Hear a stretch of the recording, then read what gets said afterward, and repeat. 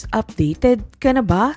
Todo display sa social media pero Sanjo Marudo, todo iwas pag-usapan ang relasyon nila ni Ria at Aide.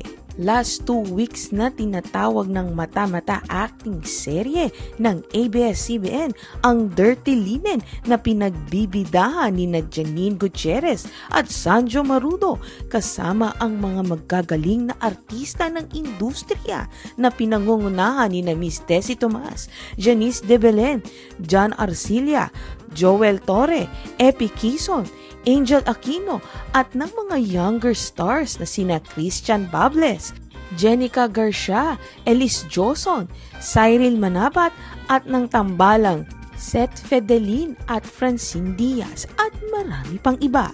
Kaya sa mga ginaganap na finale MediaCon noong Miyerkules ng hapon, parang nanalo ng Best Actress Award si Janine habang isa-isang pinasasalamatan ang mga artistang nakasama sa serye, maging ang kanyang mga direktor na sina Andoy Ranay at Onat Diaz at ang lahat ng production staff na bumubuo sa series. Natatawa na lang ang cast ng Dirty Linen sa sobrang hyper ni Janine, but siguro sobrang nagmarka lang talaga sa kanila ang sharing ito at ang maging bonding nila ng mga co-stars niya, kaya ganun na lang siya ka-hyper. Sayang at umalis kagad si Janine after ng Q&A dahil may flight pa raw siyang itong hinahabol. Kaya di na namin siya in-interview after ng final MediaCon ng Dirty Linen. Ang kanyang leading man na si Sanjo Marudo, pinagbigyan naman kami sa short interview when he told him na about sa Dirty Linen. Ang question namin, we asked Sanjo kung anong lesson ang na-impart sa buhay niya ng kwento ng Dirty Linen for him to become a better man or person, especially family drama ito. Nakangiti lang si Sanjo bago sumagot. Dirty Linen, siguro sa 17 years ko na sa industriya, maraming lessons naman na natutunan. Every project naman may lesson na natutunan. Siguro sa personal, yung pagiging patience, yung mga ethics. Pero mahirap daw i-compare yung klase ng pamilya niya na dito sa Dirty Linen sa totoong buhay dahil magkaiba ang sitwasyon kaya hindi siya makarelate. Hindi pa naman daw ang Dirty Linen ang last serye ni Sanjo pero pahinga muna siya after this.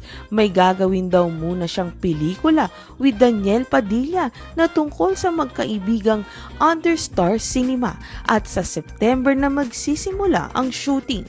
So kung may movie si Catherine Bernardo with Miss Dolly De Leon, meron din naman palang movie si Daniel na hindi naka-love team ang kasama, kaya it's a tie.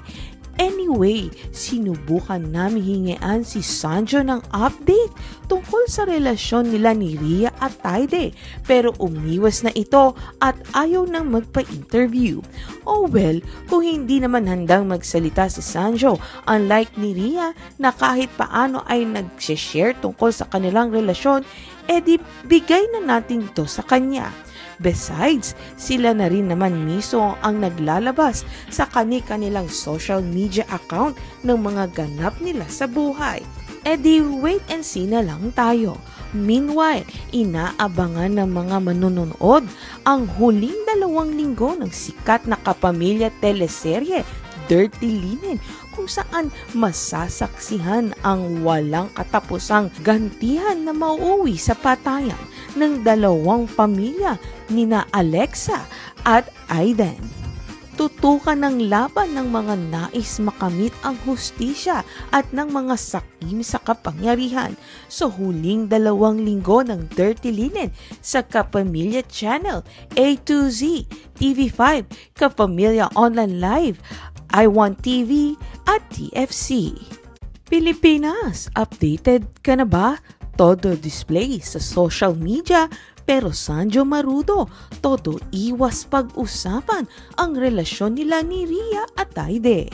Last 2 weeks na tinatawag ng mata-mata acting serye ng ABS-CBN ang Dirty Linen na pinagbibidahan ni Janine Gutierrez at Sanjo Marudo kasama ang mga magagaling na artista ng industriya na pinangungunahan ni Miss Tessie Tomas, Janice De Belen, John Arcilla, Joel Torre, Epi Quizon, Angel Aquino at ng mga younger stars na sina Christian Bables, Jenica Garcia, Elise Joson, Cyril Manabat at ng tambalang Seth Fedelin at Francine Diaz at marami pang iba.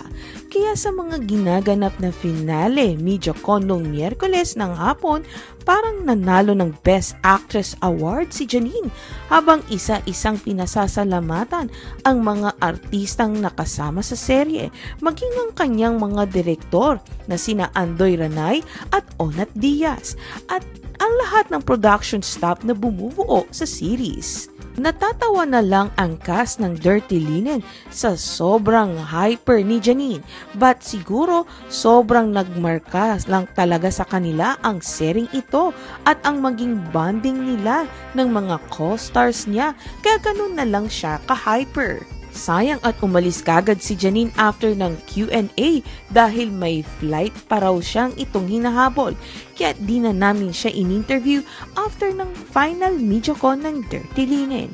Ang kanyang leading man na si Sanjo Marudo, pinagbigyan naman kami sa short interview when he told him na about sa Dirty Linen. Ang question namin, we asked Sanjo kung anong lesson ang na-impart sa buhay niya ng kwento ng Dirty Linen for him to become a better man or person, especially family drama ito. Nakangiti lang si Sanjo bago sumagot. Dirty Linen, siguro sa 17 years ko na sa industriya, maraming lessons naman na natutunan. Every project naman may lesson na natutunan. Siguro sa personal, yung pagiging patience, yung mga ethics. Pero mahirap daw i-compare yung klase ng pamilya niya na dito sa Dirty Linen sa totoong buhay dahil magkaiba ang sitwasyon kaya hindi siya makarelate. Hindi pa naman daw ang Dirty Linen ang last serye ni Sanjo pero pahinga muna siya after this. May gagawin daw muna siyang pelikula with Daniel Padilla na tungkol sa magkaibigang under Star Cinema at sa September na magsisimula ang shooting. So kung may movie si Catherine Bernardo with Miss Dolly De Leon, meron din naman palang movie si Daniel na hindi naka-love team ang kasama, kaya it's a tie. Anyway, sinubukan namin hingian si Sanjo ng update tungkol sa relasyon nila ni Rhea at Taide pero umiwas na ito at ayaw nang magpa-interview. Oh well, kung hindi naman handang magsalita si Sanjo, unlike ni Rhea na kahit paano ay nag-share tungkol sa kanilang relasyon, edi bigay na natin ito sa kanya. Besides, sila na rin naman mismo ang naglalabas sa kanilang social media account ng mga ganap nila sa buhay. Di wait and see na lang tayo.